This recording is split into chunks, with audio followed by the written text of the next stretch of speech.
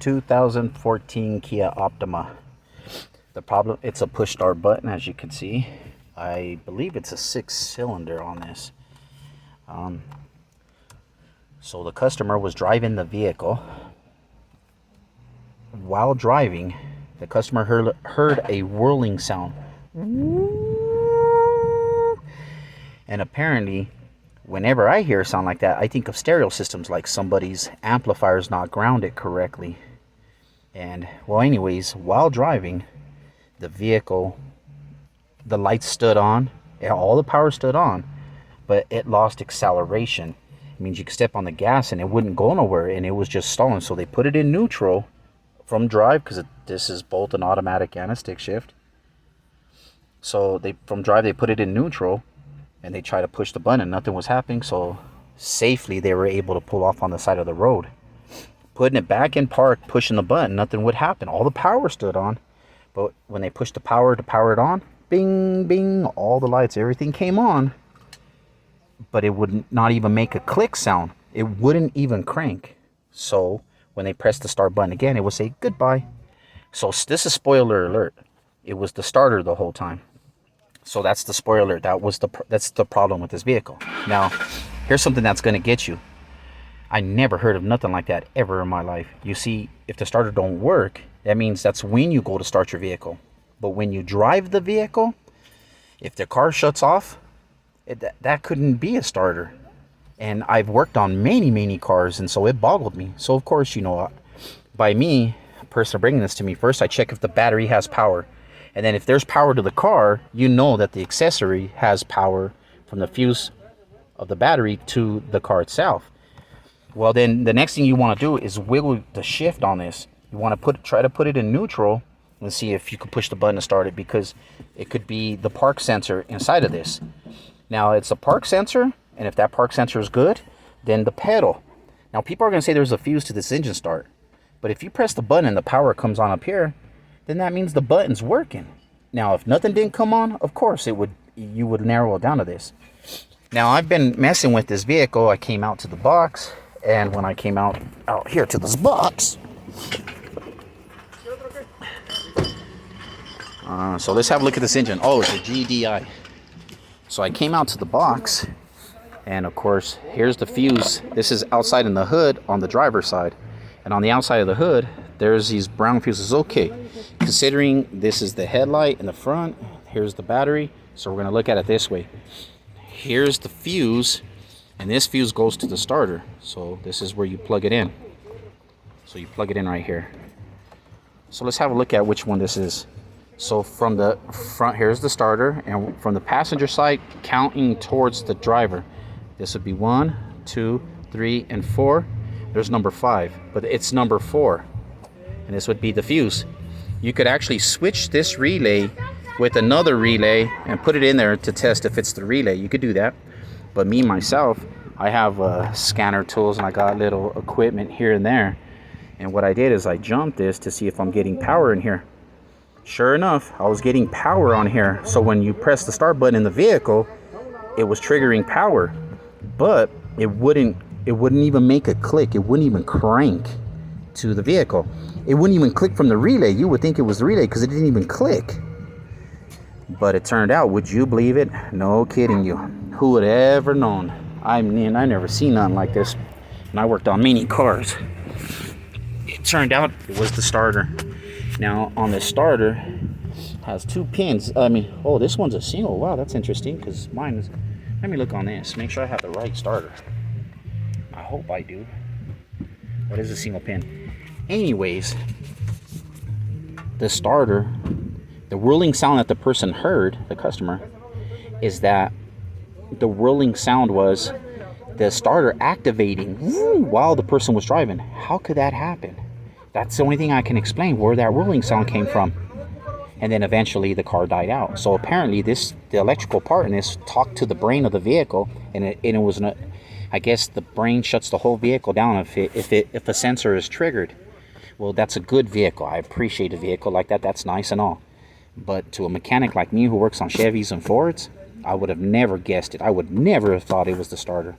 It turned out it was the starter this whole time. So in this process, just to let you know how to get to the starter, I watched YouTube videos, and they keep going through the top of the hood of car, taking the intake or the manifold, and doing all these different things on the top of the car.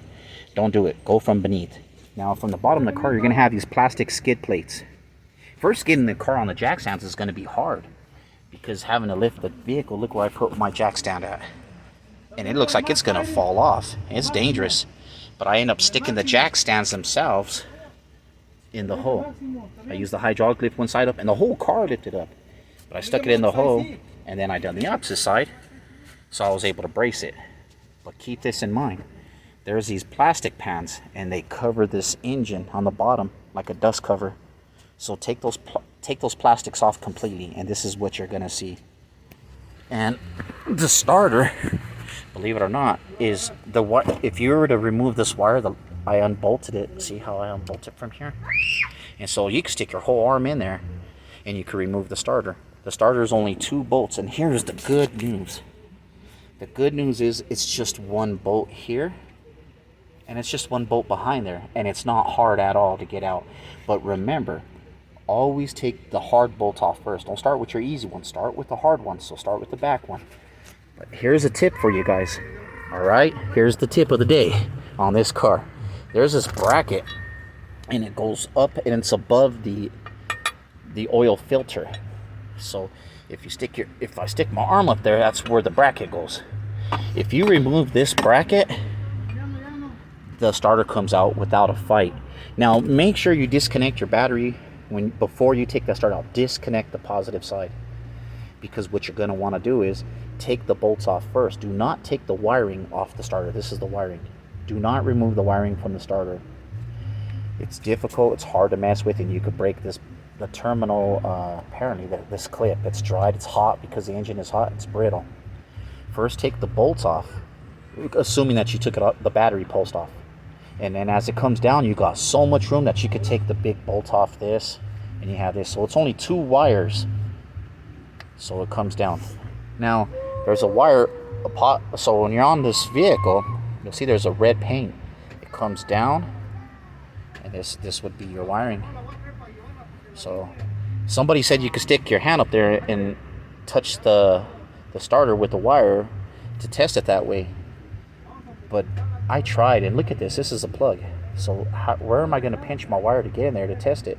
I don't want to stab into a wire. Not under a vehicle where you'd be splashing through water. But who would have ever thought? It was the starter. So the old starter, no kidding, I was shaking it, and the teeth on it was just rattled, and the back of it was all burnt. It was burnt all back here. Couldn't believe it. Now, even though I stick the starter in this car, and this car is going to start, it's going to work again. The mystery question is why did that starter, what made that starter activate while the vehicle was driving? No one pressed the start button. Nobody sat on the keys. I mean, the keys were, they explained to me, the keys were in its console. What could have done that? So the good news is I went to, we're in August of 2022, and this came up to $167 at AutoZone, and you get a lifetime warranty. Your core charge, you got to take your old starter, because if you don't, they tack on $50. So take the old starter with you, and you should anyway, because you got to compare the old one with the new one to make sure they're the right sizes, give or take. And it came up to $167 at AutoZone. So you know what? Thank you, AutoZone. We appreciate this. I'm sure the customer is going to be very happy. And of course, we're going to put it back in, and the car is going to work, right? We're going to be happy.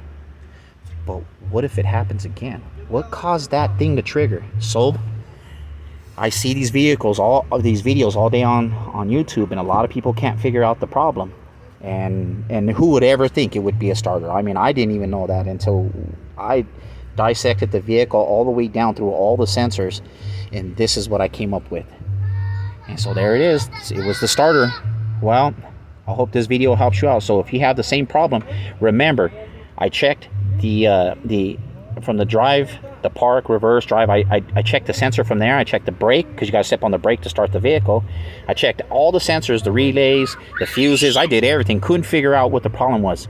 Who would ever known it was the starter? I'm mind blown. So I guess this is the new tech world, huh? The old rules don't apply to the old Chevys and Fords like it used to, but here we go. Well, be safe in all you do, and I hope this video helps you out. 2014 Kia Optima.